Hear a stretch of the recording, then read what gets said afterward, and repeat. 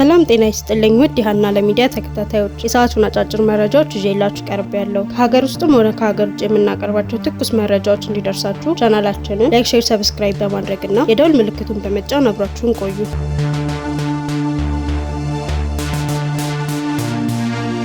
አንድ ሰው፣ አንድ ራዕይ፣ አንድ ትውልድ የሚዲያ መቅረዙ አቶ አማን ፍስሐ ጽዮን በታላቅ ክብር ተሸኙ። የኢትዮጵያ ስክሪኖች ዛሬ ደብዝዘዋል። የሚዲያው ዓለም ግን በታላቅ ኩራትና ባለውለታውን በማክበር ስሜት ተሞልቷል። ኢቢኤስ በሚሉ 3 ፊደላት ውስጥ የኢትዮጵያን ሳቅ፣ ባህልና ኩራትን የቀረጹ በሺዎች የሚቆጠሩ ወጣቶች ህልም እውን ያደረገና የፖድካስት ዘርፉን ከነበረበት የዝምታ ድባብ አውጥተው በቴክኖሎጂና በጥበብ ያደመቁት ታላቅ ባለራዕይ አቶ አማን ፍስሐ ጽዮን የመጨረሻ ስንብታቸውን አድርገዋል። ባለፈው የካቲት 4 2018 ዓ.ም ባደረባቸው ህመም ምክንያት በሞት መለየታቸው መላው ኢትዮጵያንን ያስደነገጠ ቢሆንም የዛሬው ሽኝት ግን ሀዘን ብቻ ሳይሆን የታላቅ ስኬት አክሊል የታየበት ነበር። አስክሬናቸውም ከአሜሪካ ወደ አዲስ አበባ በገባበት በሰዓታት ውስጥ የድል አርማ በሆነው በአድዋ ድል መታሰቢያ ስፍራ የተደረገው ሽኝት አንድ ባለ አሻራ ሰው ሊሰጥ የሚገባውን ትልቅ ክብር ያሳየ ነበር። አቶ አማን ወደ ዘላለማዊ ቤታቸው ከመሄዳቸው በፊት በኢትዮጵያዊነት ጽናትና በፈጠራ ብቃታቸው ያነጹት ታሪክ ዛሬ በአድዋ ሰማይ ስር በደመቀ ሁኔታ ተዘክሯል።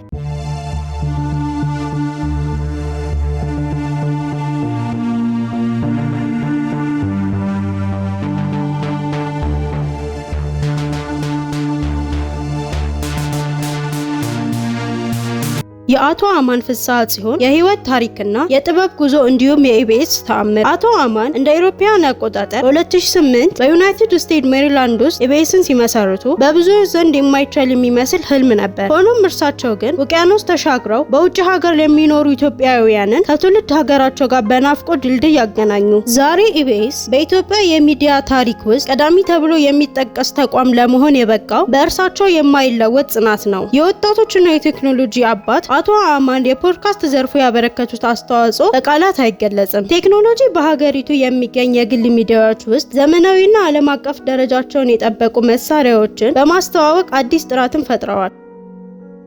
ታዋቂ ጋዜጠኞችን፣ አርቲስቶችንና የጥበብ ሰዎችን ዛሬ ለደረሱበት ደረጃ መሰረት የሆናቸው አቶ አማን የከፈቱላቸው የኢቢኤስ በር ነው። በቱሪዝሙ ኢትዮጵያ ለዓለም ለማሳየትና የሀገር ውስጥን የጥበብ ስራዎችን በክብር እንዲገኙ ለማድረግ ግንባር ቀደም ነበሩ። ከሚዲያ ባሻገር ለሀገር የቆመ ልብ አቶ አማን የሚዲያ ሰው ብቻ አልነበሩም። የባህር ዳር ዩኒቨርሲቲ የቦርድ አባል በመሆን በትምህርት ዘርፍ ላይ ያደረጉት ተሳትፎና ሁልጊዜም ሀገራዊ ፋይዳ ያላቸው ስራዎችን የመደገፍ ልምዳቸው የብዙዎችን ልብ የነካ ተግባራቸው ነበረ።